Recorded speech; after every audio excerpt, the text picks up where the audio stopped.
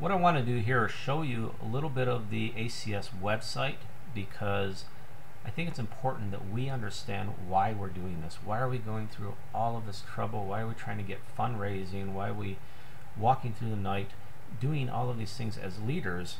It's especially important because you have to convince other people to sign up for it to have a successful Relay for Life program. So I wanted to go through this website a little bit and kind of show you what are some of the things that's up to the ACS and why is it important. Now I want to start out a little bit because I'm into colorectal cancer research. So I wanted to show you immediately where on the front page of the ACS it has an article in the news about more screenings lead to decreases in colorectal cancer deaths. Okay, and if you click on that, it takes you to the article, and the article is actually really interesting. It's basically saying that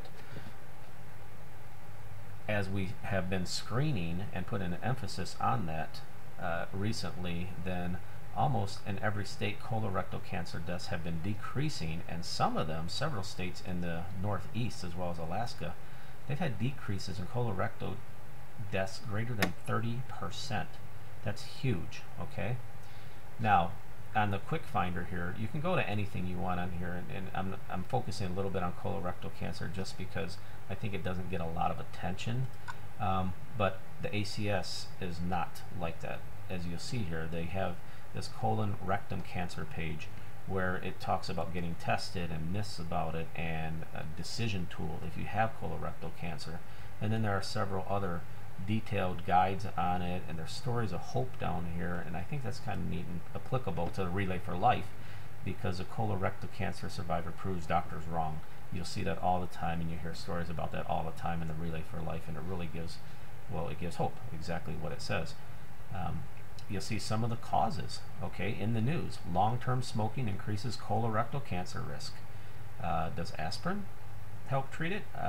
Well, how about this? Over 100,000 cancers are linked to excess body fat. That's not just colorectal cancer, that's cancers in general where you have a lot of that. Okay, what I want to do though is look at research, because you're raising funds and a lot of that is going to research. So let's look at some of this research that the ACS is doing. Okay, go down to research accomplishments, recent developments in cancer research. Click on that. It talks about some of the recent developments in cancer research. This one is specifically breast and cervical cancer screening among Latino women in California. Then there are some other things talking about funding and stuff like that.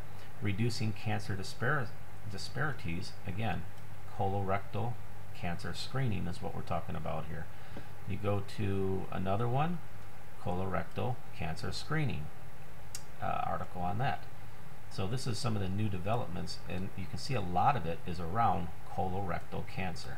I'm not picking these things out specifically just because I'm into colorectal cancer. I'm just saying that this is what, I'm taking you through the live page, this is what currently ACS has on their website about colorectal cancer. So you can see where it is very important, even though typically you don't hear a whole lot about it. Research accomplishments is interesting because what you'll see here is American Cancer Society Nobel laureates. So these people were funded at one time by the ACS, and they went on, there's 44 of them.